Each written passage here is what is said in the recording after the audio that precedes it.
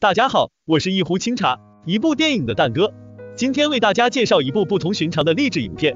31岁的麦琪来自一个偏远的小镇，在餐馆洗盘子和做服务员为生。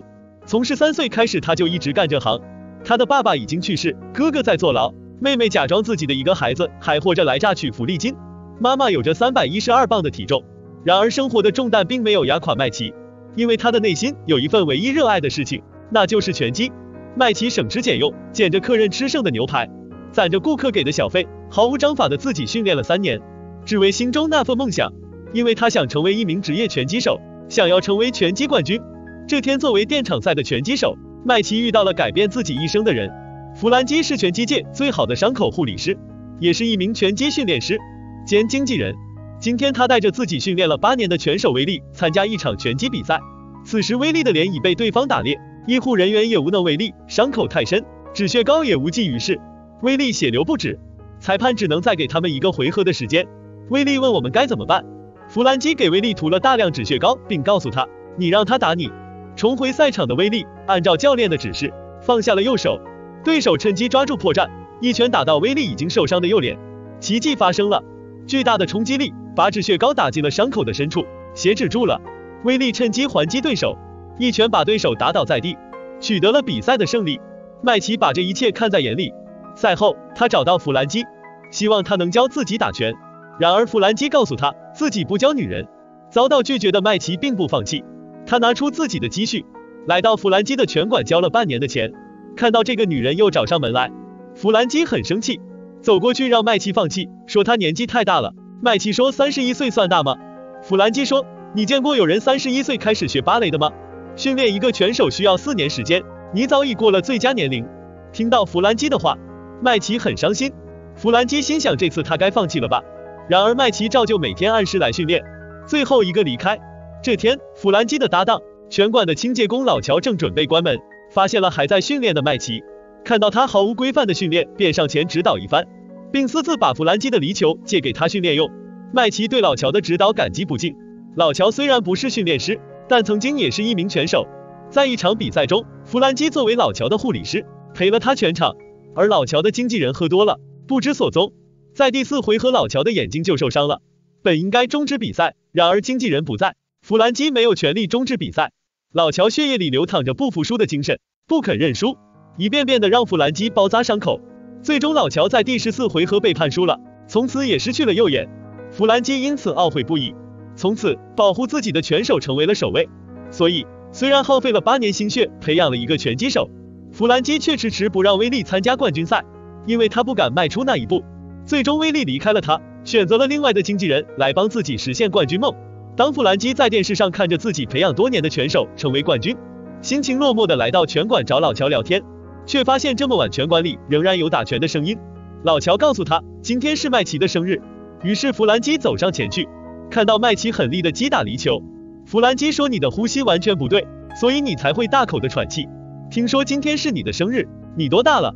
我32岁了，我在这里庆祝，我又花了1年时间洗盘子和当女招待。根据您的理论，我37岁前打不出一记像样的拳，我现在意识到上帝的现实也许就是这样。如果我还有理智的话，我应该回家去摆个地摊接受现实，可这是我唯一喜欢做的事。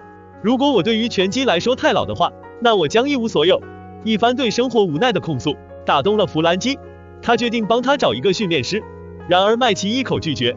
麦琪说，如果你能正确训练我的话，我能成为冠军，除此之外我不需要任何施舍和帮助。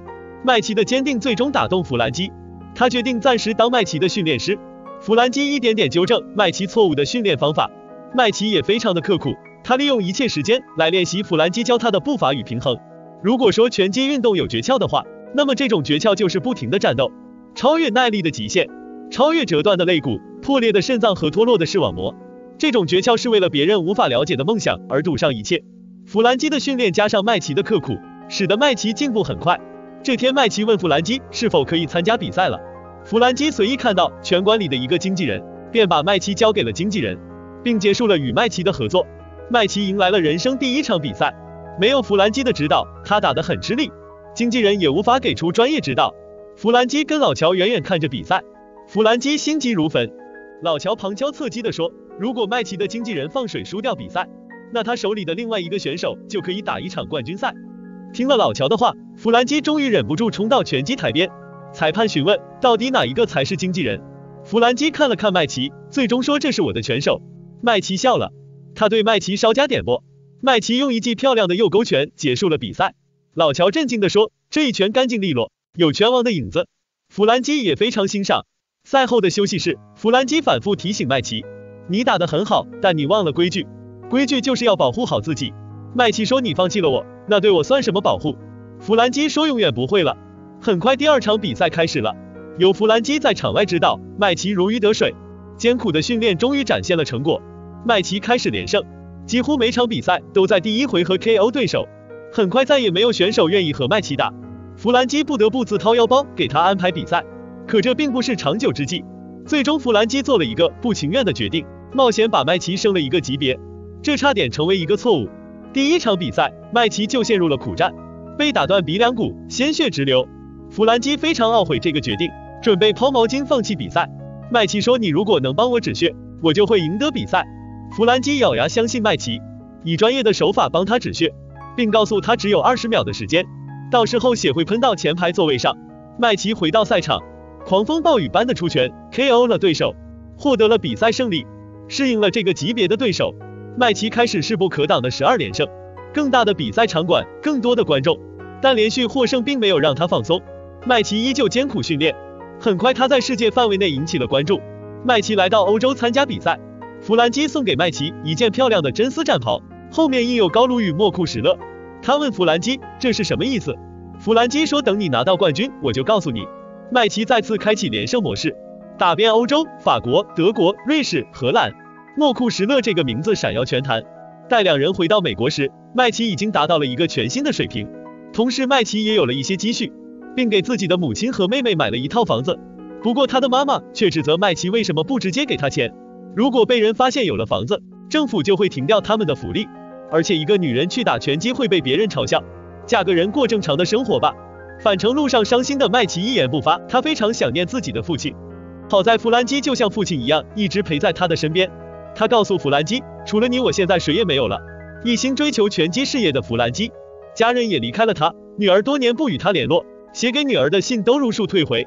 弗兰基对待麦琪就像女儿一样。很快他们得到了一份冠军赛的邀请，比赛地点位于拉斯维加斯，万众瞩目，出场费100万美金，对半分。对手是 WBA 重量级的世界冠军，绰号蓝熊的选手比利，他是这个级别里打法最肮脏的选手，心狠手辣，臭名远扬。麦琪进场后，所有观众都大喊莫库什勒。比赛开始时，技术全面的麦琪占据上风，蓝熊被逼到角落无法还手，但他却趁裁判不注意，用犯规的方式回击，在裁判再三警告下依然不听，并趁裁判不注意偷袭麦琪。在他的眼里没有规则，也不管会不会置对方于死地，但麦琪利用自己超强的技巧和弗兰基的指导，几轮下来将蓝熊打低晕头转向，胜利近在咫尺。一个回合结束，麦琪放松警惕，转身走向角落，但此时蓝熊却再次耍起阴招，向麦琪挥拳过去。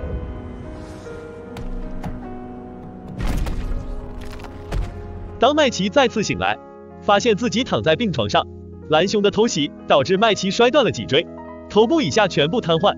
弗兰基守在麦琪身旁，面容憔悴，他后悔自己训练麦琪，后悔让麦琪参加冠军赛，但麦琪却责怪自己辜负了弗兰基的指导，没有好好保护好自己。弗兰基打遍了全国的电话，有2家表示可以治疗，但他们在给麦琪进一步检查之后，却又都表示无能为力。弗兰基为了让麦琪得到更好的照料，把他转移到一家很好的康复中心。弗兰基每天陪在麦琪身边，跟他聊天，给他读诗。麦琪的家人说要来看望他，却在医院旁边住了1个星期，等玩儿够了之后，才穿着迪士尼图案的衣服来医院找麦琪，而他们的目的却是让麦琪签署财产转移的文件，连律师都直接带来了，甚至把笔放进麦琪的嘴里，让他赶紧签字。麦琪问母亲，你看我那场比赛了吗？我打得不错。妈妈冷冰冰地说，你输了，听说不是你的错，但你还是输了。面对家人的无情，麦琪伤心至极，赶走了家人。如今他只剩弗兰基一个亲人，麦琪请求弗兰基最后再帮自己一个忙，帮忙结束自己的痛苦。麦琪说，我不能像现在这样躺在这里，在我已经成就那么多以后，我见识了整个世界，人们高呼我的名字，我上过杂志，这些我以前连做梦都不敢想的事情，我却全都得到了。别让我躺在这里，直到听不到人们的欢呼声为止。弗兰基拒绝了麦琪，可是倔强的麦琪只能自己来。他咬断舌头，差点失血过多而死。